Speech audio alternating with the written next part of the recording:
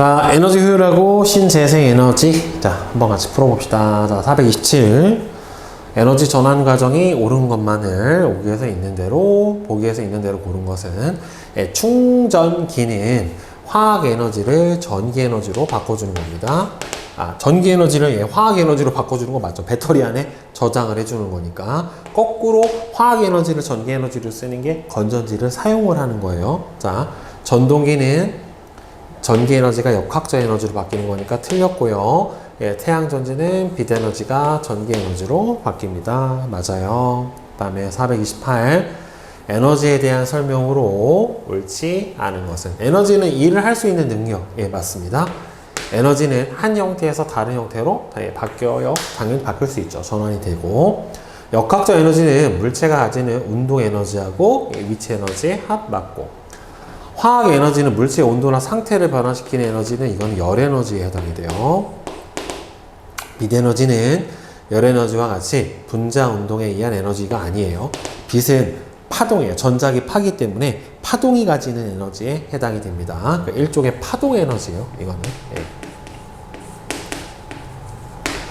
에너지는 한 형태에서 다른 형태로 전환될 뿐 새로 생기거나 없어지지 않죠. 그래서 에너지의 총량은 어떻게 됩니까? 항상 보존이 돼요. 그래서 4번하고 5번이 틀렸고요. 자, 그 다음에 429. 다음은 휴대전화에서 일어나는 에너지 전환 과정을 나타냈대요.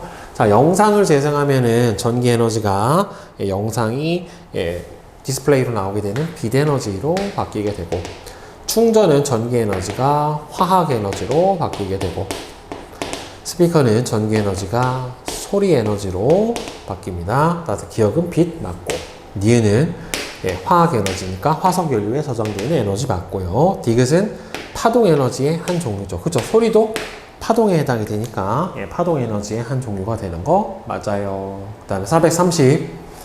다음은 휴대전화의 충전 과정에 대한 설명인데, 휴대전화의 충전 과정에서 전기 에너지는 바로 화학 에너지의 형태로 배터리에 저장이 되고, 빛 에너지가 화학 에너지로 전환되는 얘는 바로 뭡니까?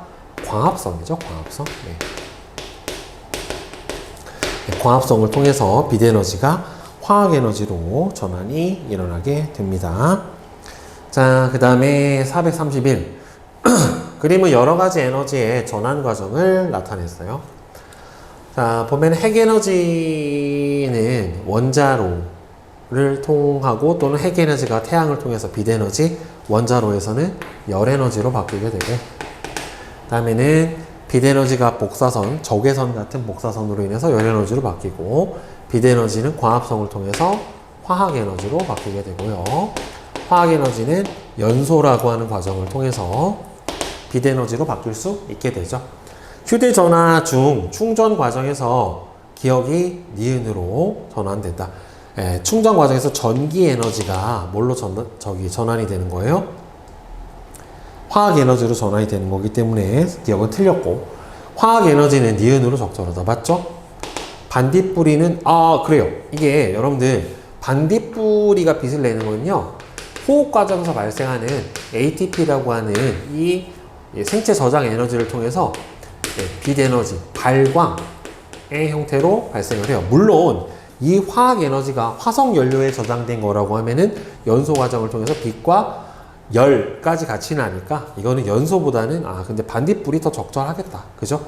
반딧불이가 이 ATP에 저장된 화학 에너지로 빛 에너지를 내는 발광 기관에 의해서 이렇게 발생을 시키니까 맞겠네요. 따라서 니은하고 디귿 4번이 맞고요. 그 다음에 432. 다음은 주변에서 일어나는 에너지의 전환을 나타냈대요. 광합성은 빛 에너지가 화학 에너지, 번개는 전기 에너지가 빛 에너지. 그러니까 기억은 빛 에너지가 화학 에너지에 해당이 되고, 화학 에너지가 빛 에너지로 바뀌는 경우니까 이게 방금 위에서 했네요. 반딧불이. 자, 그 다음에 뒤에 433. 그림은 에너지 전환 과정을 나타냈대요. 자, 보면은 전기 에너지가 전열기구를 통해서 열 에너지로 바뀌고, 열 에너지는 열기관을 통해서 역학적 에너지로 바뀌고요. 열기관이라고 하는 게 엔진 같은 거예요. 그 다음에는 태양전지가 바로 빛에너지를 통해서, 태양전지를 통하면 전기에너지로 바뀌고, 광합성은 빛에너지를 통해서 화학 에너지로 바뀌게 돼요. 자, 기역은 열에너지다. 맞아요. 디귿은 빛에너지다. 맞아요. 수력 발전에서는 역학적 에너지, 그러니까 열에너지가 전기에너지로 전환되는 게 아니라 물의 위치 에너지가 운동 에너지로, 그 운동 에너지가 전기 에너지로 바뀌게 되는 거죠. 그죠? 자, 그 다음에 434번.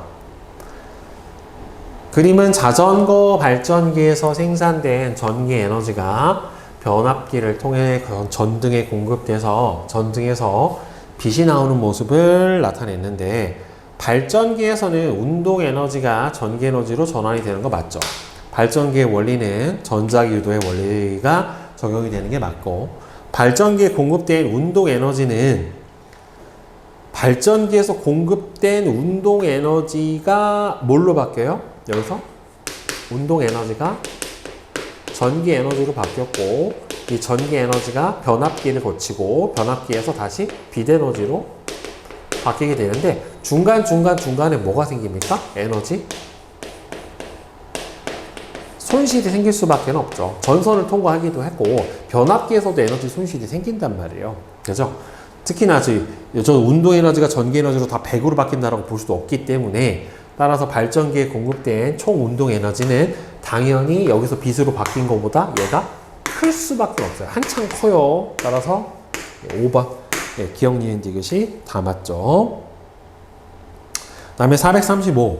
에너지 보존 법칙에 의하면 에너지는 전환 과정에서 총합이 일정하게 보존이 되지만, 이 전환 과정에서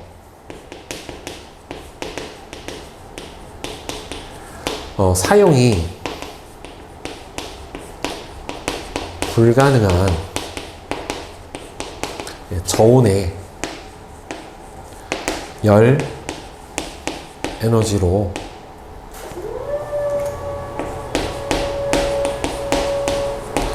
최종 전환이 돼서 실제 사용 가능한 에너지의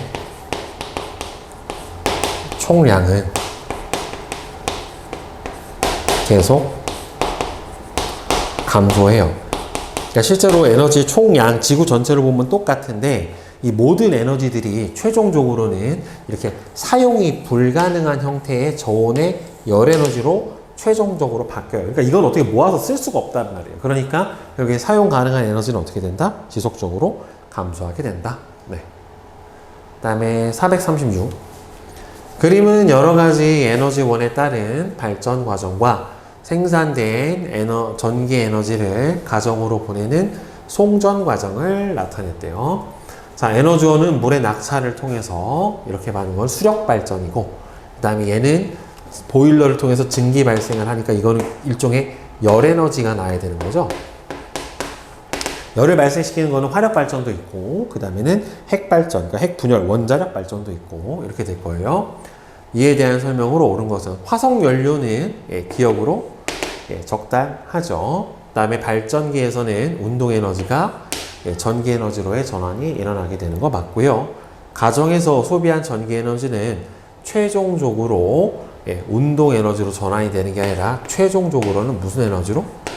열 에너지. 사용이 그것도 불가능한, 모든 에너지의 최종 전환 형태는 사용이 불가능한 저온의 열 에너지가 됩니다. 자, 그 다음에 437. 그림은 자동차 A, B, C의 에너지 효율 등급을 나타내는데, 에너지 효율 등급이 높을수록 어떻게 돼요? 효율이 더 좋죠. A, B, C죠. 뭘 문제라고 냈냐, 이거를. 자, 그 다음에 438. 그림은 자동차에 공급된 에너지와 에너지가 전환된 비율을 나타냈는데요. 달리는 데 사용한 에너지. 자, 일단은 자동차에 공급된 휘발유 에너지가 100이에요. 그럼 다 합쳤을 때 100이 나와야죠, 결국에는. 그러면은 얘가 65, 얘가 합쳐주면은 71. 그러니까 얘가 29%에 해당이 되겠죠. 따라서 에너지 효율은 결국에는 공급된 총 에너지 분의 목적 에너지로 바뀐 비율에 해당이 될 테니까 몇 퍼센트가 되겠어요? 29%. 요게 에너지 효율에 해당이 되겠죠. 그죠? 자, 그 다음 439번은 그림은 자동차 A, B의 에너지 소비 효율 등급을 나타냈대요. 자, 보면은 A는 1등급이고 B는 2등급이죠. 그러면 에너지 효율은 A가 더 커요. 따라서 A의 운동 에너지는 최종적으로 위치 에너지가 아니라 다 열 에너지예요. 에너지의 효율은 당연히 A가 높고 에너지를 효율적으로 사용하는 정도를 1등급에서 5등급으로 나눠서 표시를 해주죠. 자, 그 다음에 440번은 다음은 에너지를 절약해야 하는 까닭을 설명을 했대요. 에너지 전환 과정에서 에너지의 일부가 항상 열 에너지로 전환이 되고 에너지의 총량은 일정하지만 결국에는 점차 우리가 쓸 수 없는 에너지, 저온의 열 에너지로 자꾸 전환이 일어나요. 그래서 에너지를 절약을 하고 에너지 효율이 높은 제품을 사용해야 합니다. 따라서 기억은 열로 적당하고 감소는 적절하지가 않죠. 에너지 효율이 5등급인 제품이 1등급인 제품보다 에너지 효율은 낮죠. 그러니까 1번만 맞고요. 그 다음에 441 표는 전구 A와 B의 에너지 효율을 나타냈는데 B가 5배 정도가 높죠.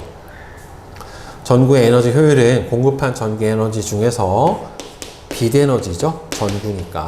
따라서 틀렸고 같은 밝기라면은 똑같은 밝기라면 소비하는 게 B가 더 적으니까 결국에는 공급한 전기 에너지는 A가 B의 5배가 되는 게 맞죠. 즉, 적은 에너지로도 같은 밝기를 내는 게 에너지 효율이 좋은 거니까 같은 양의 전기 에너지를 공급한다면 열 에너지로 전환되는 비율은 A가 B보다 더 커야죠. 열 에너지는 사용이 불가능한 버려지는 에너지에 해당이 되니까.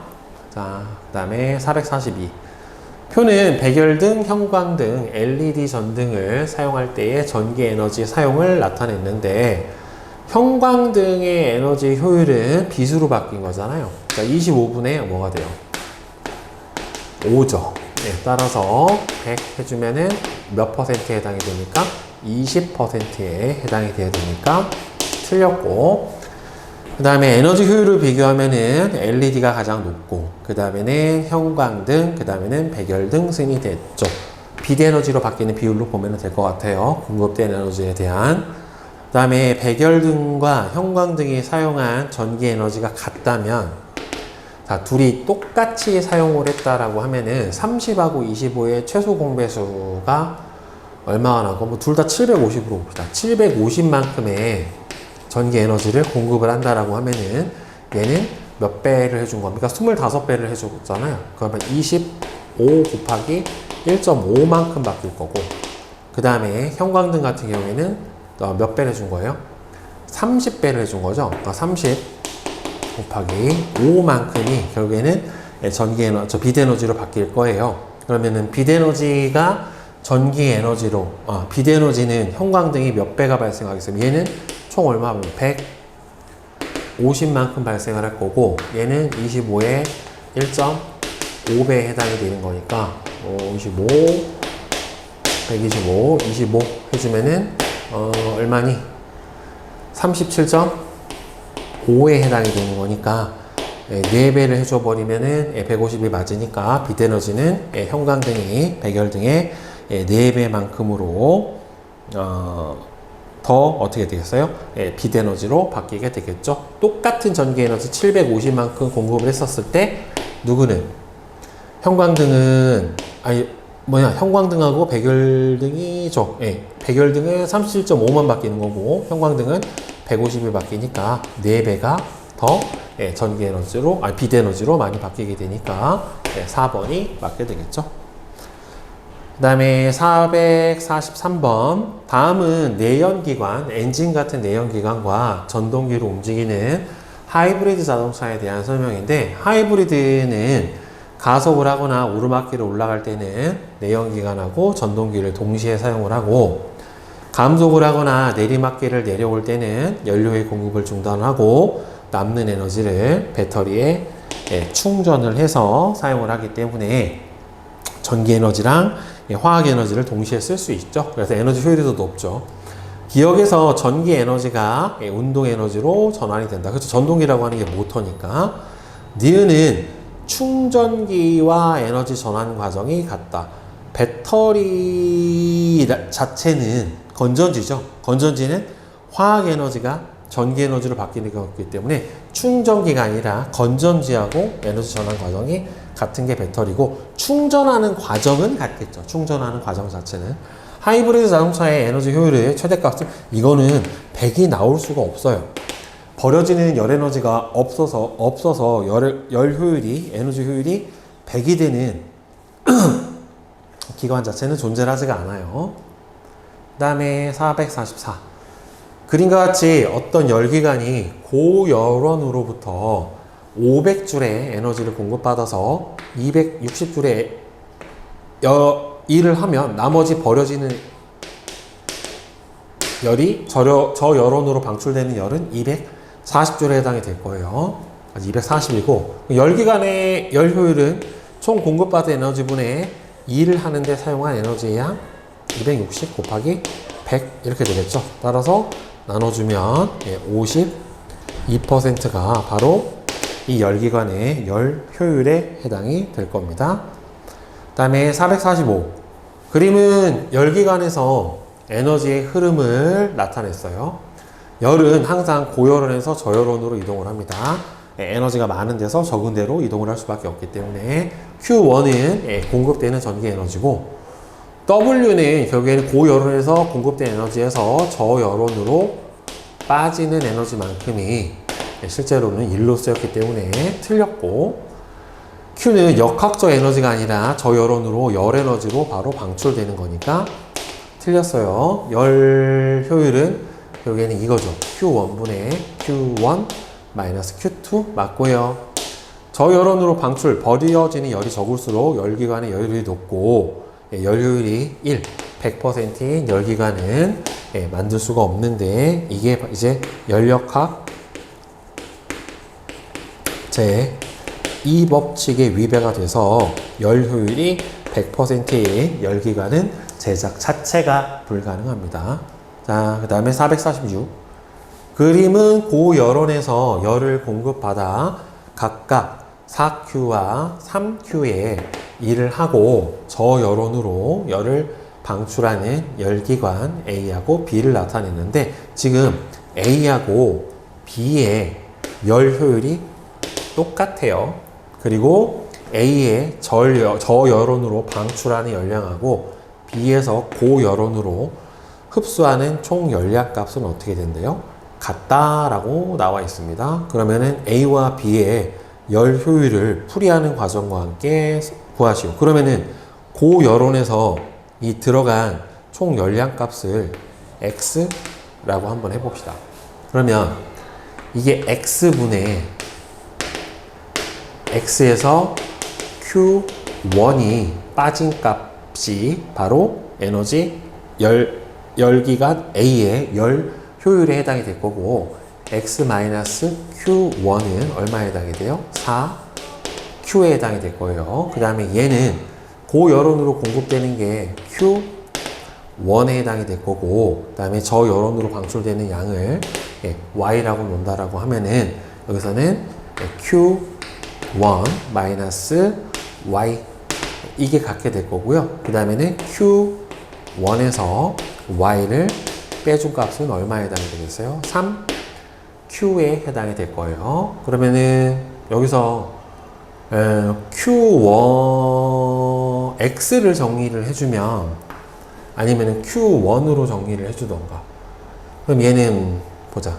1 마이너스 X분의 Q1이랑 1 마이너스 X분의, Q1분의, Q1분의 Y가 갖게 되는 거죠. 예.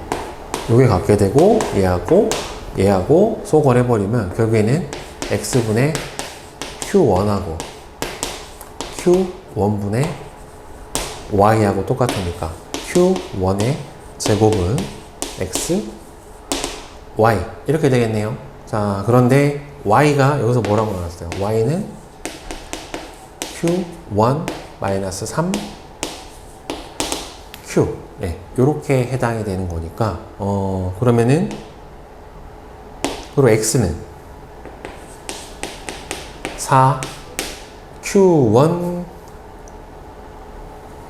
X는 Q1 플러스 4Q 이렇게 되겠죠. 따라서 Q1 제곱은 Q1 마이너스 3Q 그 다음에 Y는 Q1 플러스 4Q 이렇게 되겠네요. 그러면은 Q1의 제곱 플러스 Q1, Q2는 Q2 마이너스 12Q의 제곱이 Q1 제곱이랑 같으니까 얘하고 빠져버리고 그럼 여기서 Q를 밖으로 Q1하고 Q1Q네요. Q2가 아니라 Q1Q 그러면 Q를 밖으로 빼버리면 Q1 마이너스 12Q가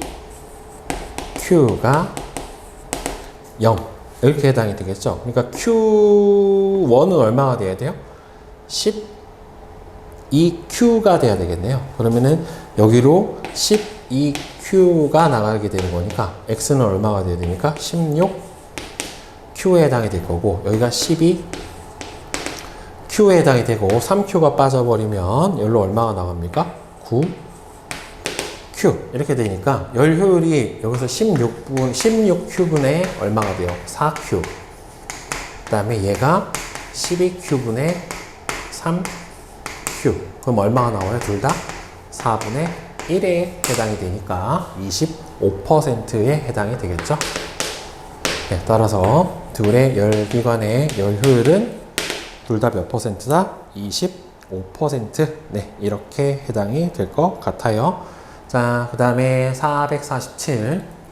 그린가는 열기관에서 에너지의 흐름을 나타낸 것이고 나는 열기관 A부터 D에 고열원에서 공급한 열에너지와 저열원으로 방출된 열에너지를 나타냈대요.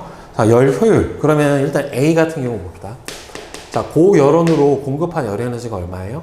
4Q예요. 그 다음에 방출된 게 2Q니까 그럼 실제로 일을 한 거는 4Q 마이너스 2Q 이렇게 되겠죠. 그 다음 B는 공급된 게 6Q고 방출된 게 2Q니까 6Q 마이너스 2Q 그 다음에 C는 공급된 게 8Q 분의 8Q에서 4Q가 빠졌고 그 다음에 D는 10Q가 공급을 했고 그 다음에 10Q에서 방출된 게 6Q니까 10Q 마이너스 6Q 이렇게 되겠죠. 그럼 Q가 다 지워져 버리니까 얘는 얼마가 남아요? 4분의 2 그 다음에 이 녀석은 6분의 4 얘는 8분의 4 얘는 10분의 4 이렇게 나오겠네요. 그럼 얘가 2분의 1 3분의 2 2분의 1 그 다음에 얘는 5분의 2 이렇게 되니까 가장 큰 건 누가 제일 커요? B가 제일 크고 그 다음에는 A하고 C하고는 서로 같고 그 다음에는 D가 제일 작죠. 그래서 B, A, C 같고 D가 제일 작은 3번이 답이 되겠죠. 자, 그 다음에 448번 보자. 그림은 열 효율이 0.2인 열기관이 고열원에서 50kJ의 열을 흡수를 해서 일을 하고 저열원으로 Q만큼의 열을 방출하는 거래요. 자, 그럼 열 효율이 0.2라고 했기 때문에 실제로 50kJ에서 얼마만큼? 0.2, 즉 5분의 1만큼이 바로 일을 하는데 쓰인 에너지니까 그러면 얼마가 되겠어요? 10kJ가 줄. 그러면 저열온으로는 40kJ만큼이 빠질 거예요. 따라서 기억은 맞고, 따라서 니은은 틀리고요. 이 열기관에 100kJ를 공급을 해주면 100kJ에서 2를 하는 데 쓰이는 거는 5분의 1인 20kJ에 해당이 되니까 방출되는 건 80에 해당이 되겠죠. 그래서 맞는 거는 1번만 맞아요. 그 다음에 신재생 에너지. 신재생 에너지로 옳지가 않은 것은 우라늄이죠. 우라늄 현재도 사용을 하고 있는 거고, 신에너지도 아니고 재생 에너지도 아니에요. 우라늄은 현재 사용하고 있는 에너지에 해당이 되고, 그 다음에 450번. 다음은 에너지에 대한 설명인데, 화석 연료의 자원 고갈 문제, 환경 오염 문제 등을 해결할 수 있는 친환경적이면서도 에너지, 고갈되지 않은 에너지를 재생 에너지라고 얘기를 해주고요. 수소와 산소의 화학 반응을 이용해서 화학 에너지를 전기 에너지로 바꿔주는 장치를 바로 연료전지라고 합니다. 특히나 얘를 수소, 산소 연료전지라고 하는데, 바이오 에너지도 재사용이 가능하느냐 아니냐를 물어보는 거기 때문에 따라서 재생에너지 맞고요. 니은은 수소의 효율적인 저장, 운송 등의 안정성 확보를 위한 기술이 필요한 거 맞죠. 특히나 수소가 워낙 끓는 점이 낮고 가연성 개체이기 때문에, 자, 니은도 기억을 이용한 발전 방식에 해당이 됩니다. 그죠? 네. 따라서 맞죠? 그래서 5번이 맞습니다. 근데 이거는 신재생 에너지까지 포함을 해야 되겠다. 왜냐면은 화석 연료의 자원 고갈 문제, 그 다음에 환경 오염 문제까지 하니까 신재생 에너지면은 이거는 신에너지에 해당이 돼요. 연료전지 같은 경우에는. 그 다음에 451. 표의 ABC는 태양광 발전, 풍력 발전, 지열 발전의 에너지 과정 순서래요. 자, 역학적 에너지가 전기 에너지로 바로 바뀌는 거는 풍력이에요. 빛에너지가 전기 에너지로 바로 바뀌는 거는 태양광 발전에 해당이 되고, 그 다음에 지열 발전 같은 경우에는 열 에너지가 전기 에너지로 바뀌어주는 에너지 전환 과정을 거치겠죠. A의 역학적 에너지는 바람의 운동 에너지 맞고요. B는 화력 발전보다 에너지 고갈이 안 되죠. 계속 사용을 할 수 있는 재생 에너지니까 열 에너지는 디귿으로 맞아요. 그래서 기억하고 디귿이 맞고, 다음은 발전 방식 A래요. 밀물과 썰물에 의한 바닷물에 뭘 이용합니까? 조석 간만의 차이를 이용한 조력 발전에 해당이 됩니다. 보면은 조류 발전하고 조력 발전하고는 다른데, 바닷물 속에, 그러니까 바닷물에 조수 간만의 차예요. 만조와 간조의 수위의 차를 이용을 해준 거고, 바닷물의 터빈을 이용해서 전기 에너지를 생산을 하고, 제방을 쌓아서, 방조대를 쌓아서 바닷물을 가두었다가 흘러보내면서 발전하니까 조력 발전 맞고요. 그 다음에는 조수 간만의 차이에 따른 바닷물의 위치 에너지를 이용을 해주는 거죠. 니은의 회전 운동을 통해 운동 에너지가 전기 에너지로 바뀌는 게 맞습니다. 그러니까 만조 때 높은 수위와 간조 때 낮은 수위에 이 수위에 따른 불의 높이, 그러니까 위치 에너지 차를 이용을 하는 게 바로 조력 발전에 해당이 돼요. 재생 에너지 중에 유일하게 발전량을 예측 가능한 게 조력 발전이기도 해요. 표는 여러 가지 발전 방식 A, B, C의 특징을 나타냈습니다. A는 조력 발전이죠. 조석간만의 차를 이용을 하니까. 그다음에 B는 바로 풍력 발전에 해당이 되고, 그다음에 C는 태양광 발전에 해당이 되는데, A는 발전 과정에서 다 신재생 에너지니까 CO2의 배출량 자체는 없고요. 다 발전기를 사용을 하죠. 태양광 발전기가 아니지만 조력하고 풍력은 발전기를 사용을 하고, 얘도 발전기를 사용을 하기 때문에 전자기 유도의 원리를 이용해서 전기 에너지가 발생을 하고요. C는 태양열이 아니라 태양광입니다. 태양열은 태양열로 물을 끓여서 그 증기를 이용해서 터빈을 돌려 발전기를 돌리는 거기 때문에 일반 화력 발전하고 방식이 똑같아요. 다만 태양열을 이용을 한다는 게 다를 뿐이지. A의 전기 에너지를 생산하는 과정에서 에너지의 전환 과정, A면은 조력 발전이니까 바로 이 조력 발전 같은 경우에는 해수의 위치의 에너지가 바로 뭘로 바뀌고요? 해수의 운동 에너지로 바뀌고, 운동 에너지가 발전기를 돌려가지고 뭘로 바뀌어요? 전기 에너지로 바뀌게 되는 발전 에너지의 전환 과정을 보이게 되겠죠. 그죠? 그 다음에 455. 그린 가는 태양광 발전이고요. 그 다음에 나는 연료전지를 나타낸 거예요. 둘 다 발전기를 사용하지 않는 직류 발전이에요. 그래서 가는 열에너지가 빛에너지로 그냥 빛에너지가 뭘로 바뀌는 거예요? 전기에너지로 바로 바뀌는 거고요. 나는 수소와 산소의 화학에너지가 전기에너지로 전환이 돼요. 일종의 모든 전지는 전부 다 환원 반응이라는 것을 통해서 다 전기에너지로 바뀌고요. 가와 나는 신재생에너지를 둘 다 사용한 발전 방식이죠. 신에너지, 재생에너지예요. 그래서 니은하고 디귿 4번이 맞고, 자, 그 다음에 456, 7. 조력발전, 파력발전이에요.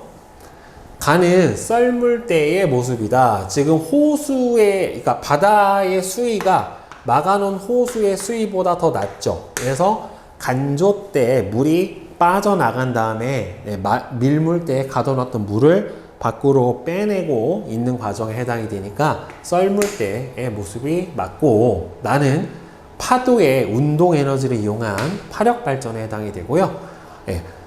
나의 단점은 발전량을 예측하기 어렵다고 하는데, 재생 에너지들은 대부분 다 발전량 예측이 어려운데 유일하게 조력 발전은 이거는 발전량의 예측이 가능해요. 왜 그러냐면 이 달의 인력에 의해서 조석 간만에 차가 발생하기 때문에 언제 수위가 높고 낮은지를 예측을 해줄 수가 있어요. 그래서 조력 발전은 재생 에너지 중에서 유일하게 발전량 예측이 가능한 발전에 해당이 돼요. 나머지는 불가능해요. 변수가 너무 많아서. 그 다음에 나에서 터빈을 돌리는 과정에 대한 설명이래요. 파력 발전은 파도의 무슨 에너지를? 운동 에너지죠. 파동 에너지인가 보다, 이거. 맞나? 파동? 파동 에너지가 그냥 운동 에너지니까. 파력 발전은 파도의 운동 에너지를 전기 에너지로 바꿔주는 방식이죠. 그래서 파도가 칠 때 발전기 안에 물이 위로 올라오면서 공기를 압축해서 공기가 밖으로 빠져나갈 때 위에 있는 터빈이 돌아가면서 발전을 하게 되는 거예요. 자, 재생에너지를 이용해서 전기에너지를 생산하는 시설인데, 태양열, 태양광, 풍력. 태양열은 화력보다 당연히 이건 재생에너지니까 자원 고갈의 염려가 없고, 태양광은 발전기 사용 안 합니다. 태양열이 발전기를 사용을 하지. 풍력은 바람의 운동에너지가 전기에너지로 전환이 되는 게 맞고, 그 다음에 459. 그림은 조력발전, 태양광발전, 풍력발전을 두 가지 분류 기준에 따라서 분류를 했대요.